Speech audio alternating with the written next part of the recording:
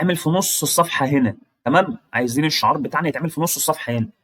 حلو ده، بس من غير ما يداري على الكلام اللي موجود ده، اللي هو الجدول اللي موجود ده يبقى تحت الجدول ده. فالشعار يبقى موجود في كل شهاده او في كل صفحه، سواء بقى بتعمل مذكره، سواء بتعمل شهاده، سواء بتعمل ايا كان الحاجه اللي انت عايز تعملها. تمام. فانت عايز في الصفحه بتاعت الوورد العلامه المائيه بتاعتك تبقى مش مجرد اسم زي ما احنا خدنا قبل كده. مش احنا كنا قبل كده يا جماعه عملنا ايه؟ خدنا الاسم نحطه في نص الصفحه هنا، صح كده؟ مش احنا خدنا ده قبل كده؟ طب جميل، احنا عايزين بقى نحط الشعار بتاعنا وما يكونش تقيل، ما يداريش على الجدول ده. اعمل ايه؟ من القائمه اللي فوق اللي بتاعتنا الاساسيه خلاص بقى اللي احنا اتعودنا عليها، هختار حاجه اسمها ديزاين. وبعد ما بتختار ديزاين هختار ووتر مارك. خد بالك، انت هتقول لي ووتر مارك ديت انا مش كنت بعمل بيها الاسم اللي انا كنت بحطه في الصفحه؟ لو انت اتفرجت على الفيديوهات اللي فاتت هتبقى فاهم الكلام ده.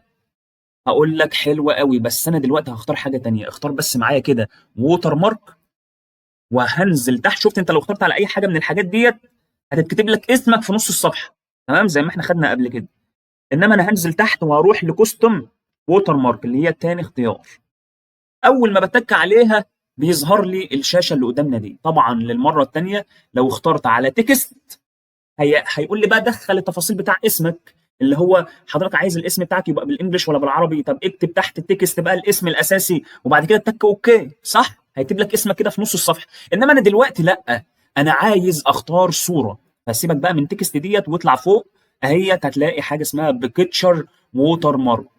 اتك على بيكتشر ووتر مارك، هتلاقي تحتها حاجه اسمها سيلكت بيكتشر. اتك على سيلكت بيكتشر، هتفتح معاك القايمه دي. هتختار ايه بقى؟ هتختار تراي اجين ولا ورك اوفيس ولا كليك؟ طبعا هختار اللي في النص اللي هي وورك. طب جميل قوي. اول ما هتفتح وورك هيقول لك اتفضل بقى اختار لي انت حاطط الصوره بتاعتك اللي انت عايز تحطها فين. انا حاططها عن نفسي على الداونلود، واختار الصوره. انا خلاص كده اخترت الصوره. شوف بقى انت حاططها فين من على الجهاز بتاعك عادي خالص. طب جميل قوي. بص معايا، شايفين الكلمه؟ استنى اما اعمل لك عليها علامه عشان تكون مركز معايا. شايفين الكلمة دي اهي؟ اسمها وشو. طب جميل قوي. الكلمة ديت متعلمة عليها علامة صح. لا لا لا لا لا لا، احنا مش عايزين علامة الصح دي. تعال كده نشوفها هتعمل ايه. لو شلنا علامة الصح ديت واتكينا اوكي، بصوا عملت لي ايه؟ ها، عملت لي ايه؟ حطيتها لي ازاي؟ طب جميل قوي. تعالوا بقى نتك على ووتر مارك تاني، وندخل كوستم ووتر مارك تاني، ونحط العلامة دي اللي احنا عاملين عليها دايره. حط كده بقى العلامه، علامه الصح تاني، وبعد كده تك اوكي. بص ايه اللي حصل؟ شفت الروعه؟